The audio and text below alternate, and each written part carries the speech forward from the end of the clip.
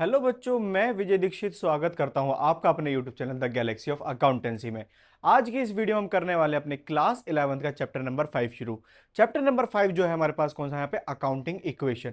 Accounting equation, ये जो accounting equation है यहाँ पर हम क्या करने वाले हैं, हमारे इस वाले चैप्टर से सारे के सारे न्यूमेरिकल क्वेश्चन क्या होने वाले हैं, शुरू होने वाले हैं। लेकिन हमें अकाउंटिंग इक्वेशन के न्यूमेरिकल क्वेश्चन करने से पहले यहाँ पर थोड़ा उसका ब्रीफ पढ़ लेना चाहिए कि अकाउंटिंग इक्वेशन होता क्या है और इसके क्या क्या हमारे पास इफेक्ट्स या फिर यहाँ पे क्या क्या टर्म्स रहने वाली हैं। तो देखिए, सबसे पहले अगर मैं आपसे बात करूं यहाँ पे अकाउंटिंग इक्वेशन के बारे में, ठीक है, क्या अकाउंटिंग इक्वेशन के बारे में, तो अकाउंटिंग इक्वेशन का इट्स जस्ट अ फॉर्मूला। क्या है ये हमारे पास यहाँ पे सिर्फ एक फॉर्मूला, जो कि फॉर्मूला आपको यहाँ पर दिख रहा होगा, क्या है, assets equals to liability plus capital. Assets equals to liability plus capital. यहां पे देखिए असेट्स क्या होती है, लायबिलिटी क्या होती है और कैपिटल क्या होती है, इसके बारे में मैंने ब्रीफ में आपको चैप्टर नंबर 2 में बहुत अच्छी तरह से समझा रखा है। तो सबसे पहले जाकर वहां पे समझ लीजिए कि क्या असेट्स होती है, लायबिलिटी क्या होती है और कैपिटल क्या होती है। वहां पे समझने के बाद में आप यहाँ पे चैप्टर नंबर 5 पर आना, यहाँ पे समझना कि अकाउंटिंग इक्वेशन क्या है। तो यहाँ पे देखिए हमारे पास अकाउंटिंग इक्वेशन में एक फॉर्मूला है, क्या, assets equals to liability plus capital. लेकिन जैसे मैं आपको बताता हूँ कुछ आइटम्स जिसमें से हमें पता लगेगा कि असेट्स क्या होती हैं, लायबिलिटीज क्या होती है और साथ में कैपिटल क्या होती है। तो देखिए जो हमें इफेक्ट डालेंगे यहाँ पर, जैसे सबसे पहले हमारे पास यहाँ पे आता है असेट्स। क्या आता है यहाँ पर, असेट्स। तो असेट्स हमारे पास क्या है, यहाँ पे कैश हमारे पास असेट्स होती है। कैश क्या होता है हमारे पास, असेट्स। वहीं पे बैंक, बैंक में रखा हुआ पैसा, बैंक में रखा हुआ पैसा भी हमारे पास क्या है, यहाँ पर असेट्स होता है। वहीं पर डेटर, अब ये डेटर कौन है, डेटर हमने पहले ही पढ़ रखा है, लेकिन मैं अभी आपको बताता हूँ डेटर क्या है, जिसको हमने उधार माल दे रखा है। जिसको हमने क्या दे रखा है, उधार माल दे रखा है। इसका मतलब इन फ्यूचर उससे हमारे पास पैसे आने वाले हैं, जो हमने सामान बेचा है उसके पैसे क्या है, आने वाले हैं। तो ऐसा व्यक्ति जिसने हमसे उधार माल ले रखा है, ठीक है, वो हमारा क्या होगा, यहाँ पे डेटर होगा। उसके बाद में आता है हमारे पास land and building. Land and building का मतलब क्या, यही जाते जहाँ पे लैंड है और जिसके ऊपर हमारी बिल्डिंग खड़ी हुई है बिजनेस की। फिर हमारे पास क्या है यहाँ पे, प्लांट एंड मशीनरी। अभी प्लांट, प्लांट का मतलब कभी भी ये नहीं होता कि पेड़ पौधे, देखो बिजनेस में पेड़ पौधे होते हैं, कहते हैं शोकेस के लिए होते हैं, इनफ है। लेकिन यहाँ पे प्लांट का मतलब यहाँ पर क्या है, प्लांट का मतलब है बड़ी बड़ी मशीन्स। प्लांट का मतलब क्या है यहाँ पे, बड़ी बड़ी मशीन। तो उसको हम क्या बोलते हैं, प्लांट एंड मशीनरी। उसके बाद में हमारे पास आता है फर्नीचर एंड फिक्सचर। देखिए अगर कोई भी बिजनेस खोलेंगे तो हमें नॉर्मली फर्नीचर की तो जरूरत पड़ती ही पड़ती है। फॉर एग्जांपल जैसे मेरे पास ये ट्यूशन है, ट्यूशन में मेरे पास यहाँ पे क्या होगा, बहुत सारा क्या है, फर्नीचर। फर्नीचर जैसे यहाँ पे टेबल हो गया, ठीक है, यहाँ पर कहते हैं बेंचेस हो गई, चेयर्स हो गई, ये कोडियम हो गया, ये सारी चीज हमारे पास क्या होता है, यहाँ पे फर्नीचर है। इसके बाद चलते हैं यहाँ पे स्टॉक। अब ये स्टॉक क्या है, देखिए मैंने आपको बताया था स्टॉक क्या होता है, जब हम गुड्स को मेजर करते हैं किसी एक टाइम पर, तो वो हमारे पास क्या होता है, यहाँ पे स्टॉक होता है। उसके बाद में हमारे पास क्या है, यहाँ पे एक्रूड इनकम। क्या है, एक्रूड इनकम। एक्रूड इनकम हमारे पास क्या होती है, असेट्स होती है। अब ये एक्रूड इनकम होती क्या है, एक्रूड इनकम होती है जो हमने कमा ली है, जो क्या कर लिया हमने, कमा ली, लेकिन अभी तक हाथ में नहीं आई है, बस इन फॉर्म ऑफ मनी हमारे पास क्या है, हाथ में नहीं आई है, मतलब नोट में, सिक्कों में हमारे पास अभी तक हाथों में नहीं आए। वो हमारे पास इनकम क्या होती है, एक्रूड इनकम होती है। फिर हमारे पास क्या है यहाँ पर, प्रीपेड एक्सपेंसेस। क्या है यहाँ पे, प्रीपेड एक्सपेंसेस। इसका एक्सपेंसेस का मतलब क्या होता है, खर्चे। एक्सपेंसेस का मतलब क्या होता है, खर्चे। ऐसे खर्चे जो मैं बहुत पहले ही दे चुका हूँ। फॉर एग्जाम्पल, मैं क्या था, यहाँ पे रेंट पे हूँ, मैं क्या हूँ, रेंट पे। रेंट पे होने के बाद में यहाँ पर मैंने कहते हैं रेंट लिया, इस महीने का तो दे दिया जो मुझे देना था, साथ में मैंने नेक्स्ट मंथ का भी दे दिया। तो मैंने 2 महीने का रेंट एक साथ दे दिया। क्या कर दिया, यहाँ पे 2 महीने का रेंट एक साथ दे दिया। तो ये हमारे पास हो जाएगा प्रीपेड एक्सपेंस हो जाएंगे। ऐसा एक्सपेंस जो हमने एडवांस में दे रखा है, किसी को क्या दे रखा है, एडवांस में दे रखा है, वो हमारे पास क्या है, प्रीपेड एक्सपेंसेस। और यही सारी चीजें हमारे पास क्या होती है, असेट्स होती हैं। क्या होती है हमारे पास, असेट्स। तो यहाँ पे देखिए, कैश अगर आएगा तो असेट्स बढ़ रही है, बैंक आएगा तो असेट्स बढ़ रही है, डेटर कहते किसी ने उधार माल ले लिया तो डेटर बढ़ रहे हैं, लैंड एंड बिल्डिंग हमने खरीद ली, बढ़ रही है। अगर एप्रिसिएशन हो गया इनकी वैल्यू में तो भी इनकी वैल्यू क्या हो रही है, बढ़ रही है। प्लांट एंड मशीनरी अगर हमने खरीद ली तो ये बढ़ गई। फर्नीचर भी अगर हमने खरीद लिया तो क्या हो जाएगा, बढ़ जाएगा।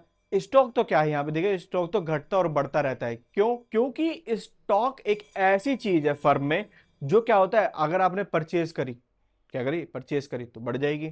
फिर आपने उसको सेल आउट कर दिया तो ये क्या हो जाएगा, घट जाएगा। इसी तरह से हमारे पास क्या, एक्रूड इनकम। एक्रूड इनकम क्या, कमाते चले गए, अभी हाथ में नहीं आ रही तो एक्रूड इनकम बढ़ रही है। और प्रीपेड एक्सपेंसेस में क्या है हमारे पास, अगर हमने एक्सपेंसेस ज्यादा दे दिए हैं तो वो भी क्या हो जाएंगे, हमारे पास बढ़ जाएंगे। वहीं पे इसके नेगेटिव इफेक्ट भी होते हैं, जैसे हमने किसी को कैश पेड कर दिया तो हमारे पास से कैश कम हो गया, बैंक से पैसा पेड कर दिया तो बैंक भी क्या हो गया, कम हो गया।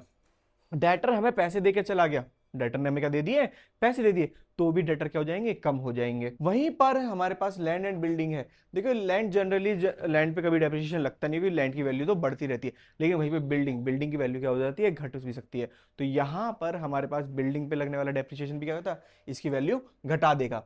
प्लांट एंड मशीनरी पे डेप्रिसिएशन लगता है, पर ये आप जितना यूज करोगे प्लांट एंड मशीनरी को, उतनी उसकी वैल्यू क्या होती रहेगी, घटती चली जाएगी।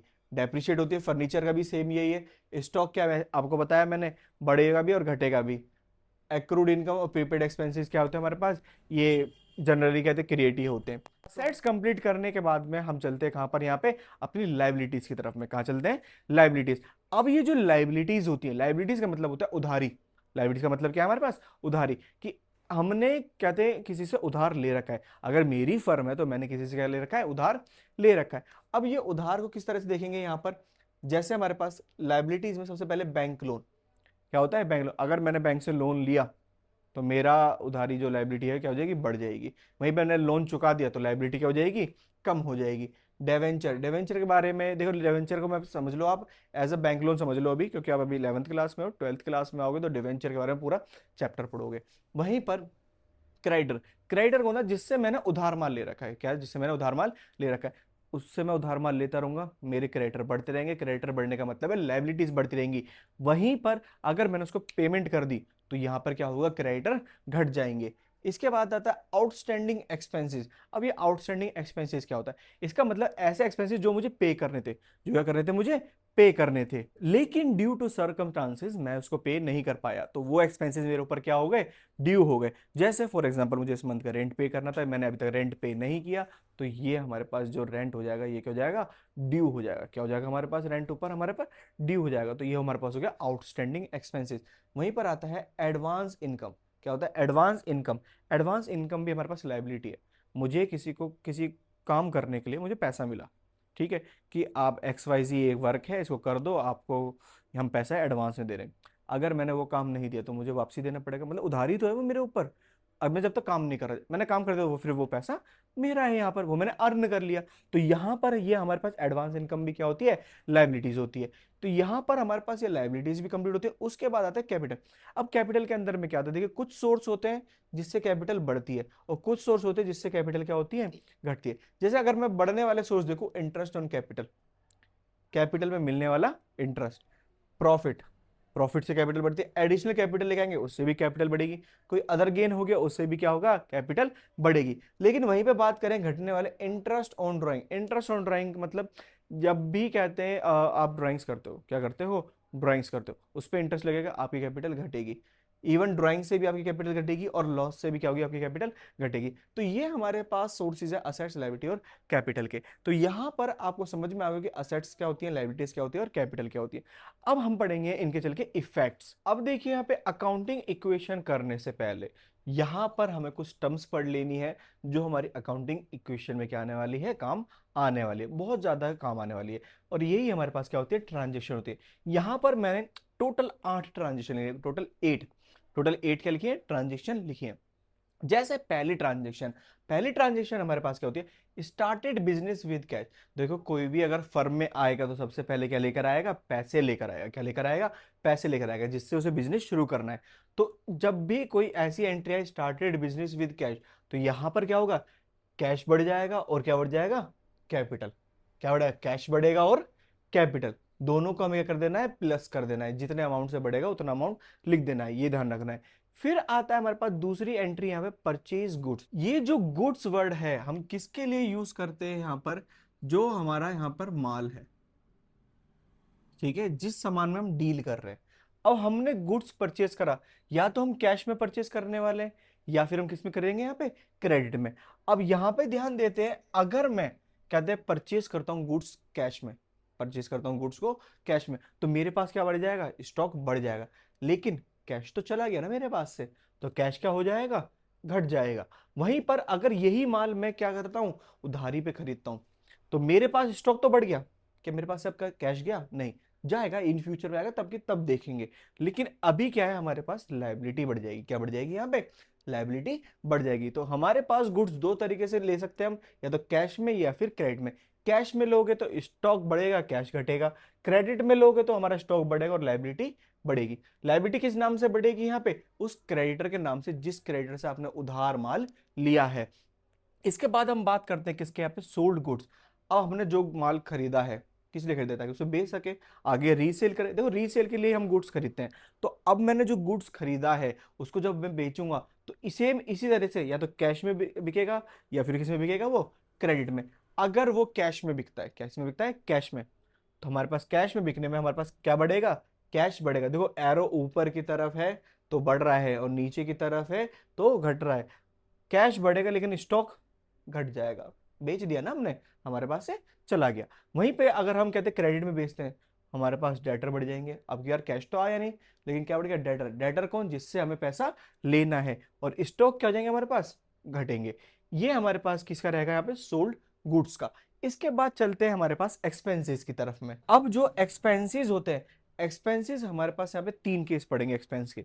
या तो हम एक्सपेंस पेड कर देंगे, या एक्सपेंसेस क्या हो जाएंगे, आउटस्टैंडिंग हो जाएंगे, या एक्सपेंसेस क्या हो जाएंगे, प्रीपेड हो जाएंगे। तो एक्सपेंस के साथ तीन डील करनी है हमें टोटल, कितनी, तीन डील, पेड, आउटस्टैंडिंग और प्रीपेड। तो जैसे हम बात करते हैं यहाँ पे, अगर मैंने कोई एक्सपेंस पेड कर दिया, कोई एक्सपेंस क्या कर दिया, पेड कर दिया, तो मेरे पास कैश खत्म, कैश खत्म, साथ में उसी अमाउंट से कैपिटल खत्म। आउटस्टैंडिंग कर दिया तो यहाँ पे कैश तो गया नहीं हमारे पास में, लायबिलिटी बढ़ेगी, कैपिटल घटेगी। प्रीपेड कर दिया, प्रीपेड मतलब पहले से ही दे दिया, तो हमारे पास क्या होता है, कैश खत्म हो जाएगा, लेकिन उसी के नाम से असेट्स बढ़ जाएगी, प्रीपेड एक्सपेंसेस। जैसे मैंने रेंट प्रीपेड कर दिया है तो प्रीपेड रेंट के नाम से क्या बढ़ जाएगी, हमारे पास असेट्स बढ़ जाएगी। बाकी ये सब चीजें तो जब हम अकाउंटिंग में क्वेश्चन करेंगे ना तो बहुत बेहतरीन तरह से समझ में आएंगे। यहाँ पर हमारे पास फिर आता है इनकम। क्या आता है, इनकम। अब जो इनकम या तो मुझे रिसीव्ड हो जाएगी, या एक्रूड हो जाएगी, या हो जाएगी एडवांस। इसके भी हमारे पास क्या है, यहाँ पे तीन केस है। अगर मैं कहता हूं यहाँ पे मेरे पास इनकम रिसीव्ड हो गई, पैसा आ गया, जेब हो गई गरम, ठीक है, पैसा क्या हुआ, जेब में आया और जेब हो गई गरम, तो यहां पर हमारे पास कैश क्या हो जाएगा, बढ़ जाएगा। साथ में जो कैपिटल है, कैपिटल भी क्या हो जाएगी, बढ़ जाएगी। एक्रूड में क्या होगा, हमारे पास एक्रूड इनकम के नाम से, अगर कोई इनकम है, जैसे कमीशन मिलना था, एक्रूड हो गया, तो एक्रूड कमीशन के नाम से हमारी असेट्स बढ़ जाएगी और साथ में क्या बढ़ेगी, कैपिटल। फिर आता है एडवांस। अगर मुझे कोई इनकम एडवांस में मिल चुकी है, कोई इनकम क्या हो चुकी है, एडवांस में मिल चुकी है, तो कैश तो बढ़ गया मेरे पास, पैसा आ गया ना मेरे पास, जेब तो गर्म हो गई, लेकिन ये उधारी का पैसा है। क्यों, क्योंकि अभी तक मैंने काम वो नहीं किया, ये मेरे पास अभी एडवांस इनकम है। जब मैं काम कर दूंगा तो वो जनरली इनकम मेरी हो जाएगी। ये हमारे पास यहां तक क्या हो गया, पांच टॉपिक कंप्लीट होते हैं। अब चलते हैं हमारे पास यहाँ पे सिक्स टॉपिक की तरफ, जिसको मैंने लिख रखा है कैश ट्रीटमेंट। ठीक है, कैश ट्रीटमेंट। अब ये कैश ट्रीटमेंट क्या है, इसका मतलब ये नहीं है कि हमने लिया, नोट को बीच में से फाड़ा और ऐसे खोला, हो गया नोट बर्बाद, ऐसा कुछ नहीं करना है। कैश ट्रीटमेंट का मतलब क्या है कि हमारे पास अब कैश से क्या ट्रांजेक्शन होने वाली है, या तो हमें कैश रिसीव्ड होगा, या तो हम कैश क्या करेंगे, पेड करेंगे। मुझे कैश रिसीव्ड किससे होगा, जिसने मुझसे उधार मान लिया है। यहां पर जिसने मुझसे उधार माल लिया था, ठीक है, तो मुझे उससे कैश रिसीव्ड और कैश बढ़ जाएगा और डेटर क्या हो जाएंगे, कम हो जाएंगे। वहीं पे जब पेड करने की बारी आएगी, मैं किसे पेड करूंगा, क्रेडिटर को। किसको, क्रेडिटर को। ये लाइबिलिटी बढ़ रही है, क्रेडिटर के नाम से बढ़ेगी यहाँ पर। तो हम क्या करेंगे यहाँ पे, हमारे क्रेडिटर जो है घट जाएंगे और कैश भी क्या हो जाएगा, घट जाएगा, जब हम कैश ट्रीटमेंट कर रहे हैं। इसके बाद हम चलते हैं यहाँ पे सेवंथ पॉइंट पे। किस पे चलते हैं यहाँ पे, सेवंथ पॉइंट पे। अब जो सेवंथ पॉइंट है हमारे पास क्या है, ड्राइंग्स। क्या है, ड्राइंग्स। ड्राइंग्स मैंने आपको पहले भी समझा रखा है, लेकिन अभी हम बताते हैं ड्राइंग्स क्या होता है। अगर मेरी कोई फर्म है, मेरी क्या है, कोई फर्म है, मैं फर्म में वर्क करता हूँ, और मैं जब जब अपने पर्सनल यूज के लिए पैसा निकालूंगा, जब जब अपने पर्सनल यूज के लिए क्या निकालूंगा, उस फर्म में से पैसा निकालूंगा, वो मेरी क्या करेगी, ड्राइंग्स। इवन मैं पैसा नहीं, साथ में गुड्स भी निकाल सकता हूँ। क्या निकाल सकता हूँ यहाँ पे, गुड्स भी निकाल सकता हूँ। तो अगर मैंने कैश निकाला तो कैश कम, कैपिटल कम। अगर मैंने गुड्स निकाला तो स्टॉक कम, कैपिटल कम। ये हमारे पास क्या होगा, ड्राइंग्स का ट्रीटमेंट होने वाला है। इसके बाद आता है हमारे पास एसेट्स। क्या आता है, एसेट्स। अगर मैं एसेट्स परचेज करता हूँ, एसेट्स क्या करता हूँ, परचेज, तो उसको भी मैं दो तरीके से परचेज कर सकता हूँ यहाँ पे। या तो कैश में या फिर क्रेडिट में। अगर मैंने कैश में परचेस करा तो कहते हैं उस नाम से असेट्स बढ़ा दो और कैश क्या कर दो, घटा दो। वहीं पर अगर मैंने क्रेडिट में परचेस करा तो असेट्स बढ़ा दो और साथ में क्या बढ़ा दो, यहाँ पे उसी नेम से जिससे हमने खरीदा है ना उसके नाम से क्या कर दो, लायबिलिटी बढ़ा दो। तो यहां पर हमारे पास क्या थे, ये टर्म्स है जो अकाउंटिंग इक्वेशन में काम आने वाले हैं। बस आपको यह ध्यान रखना है क्या चीज बढ़ेगी और क्या चीज यहाँ पे क्या घटने वाली है और क्या क्या हमारे पास इसके ट्रीटमेंट रहने वाले। तो यहां पर आपको इस चीज का ध्यान रखना है। इसी के साथ में हम यहाँ पे अपना ये वाला वीडियोस क्या करते हैं, पूरा एंड करते हैं। क्या करते हैं, एंड। जहां पर हमने अभी तक पूरा का पूरा क्या कहते हैं, ब्रीफ पढ़ा किसका, यहाँ पे अकाउंटिंग इक्वेशन का। हमारी जो नेक्स्ट वाली वीडियो होगी उसमें हम सीखेंगे यहाँ पे अकाउंटिंग इक्वेशन का फॉर्मेट। क्या सीखेंगे, अकाउंटिंग इक्वेशन का फॉर्मेट। और साथ में हम करने वाले हैं वहां पर क्वेश्चंस। क्या करेंगे वहां पे, क्वेश्चन। और क्वेश्चन हमारे पास कौन से होंगे, अकाउंटिंग इक्वेशन के। ये वाला चैप्टर आपके लिए इंपॉर्टेंट रहेगा। क्यों, क्योंकि इसका आपके पास एग्जामिनेशन में 4 मार्क्स का क्वेश्चन, 100% 4 मार्क्स का क्वेश्चन अवेलेबल रहता है, जिसके अंदर हमारे पास क्या रहती है, 4 एंट्री रहती है। 4 एंट्री, कई बार होता है 3 एंट्री भी होती है। कई बार क्या होती है, 3 एंट्री भी होती है। आपको 4 मार्क्स पूरे क्या हो जाएंगे, मिल जाएंगे। बस 3 एंट्री पास करनी है और उन एंट्री में इसके जो इफेक्ट दिखाएंगे वो कैसे करेंगे, वो आपको कहते हैं न्यूमेरिकल क्वेश्चन में बहुत अच्छी तरह से पता लग जाएगा। सो होप स्टूडेंट आपको अभी तक तो ये सब कुछ क्या होगा, समझ में आया होगा। अगर आपको ये सब कुछ समझ में आया तो इस वीडियो क्या कर देना है, लाइक कर देना है। वहीं पर आपके दोस्त भी अब अकाउंटिंग इक्वेशन समझ सके, इसीलिए इस वीडियो क्या करते हैं, अपने दोस्तों के साथ शेयर कर देंगे। और अगर आप आज भी इस चैनल पर नए हैं या अभी तक आपने इस चैनल को सब्सक्राइब नहीं किया है तो इस चैनल को जल्दी से सब्सक्राइब कर लीजिए ताकि आपको इसी तरह से रेगुलर अपडेट मिलती रहे। Thank you.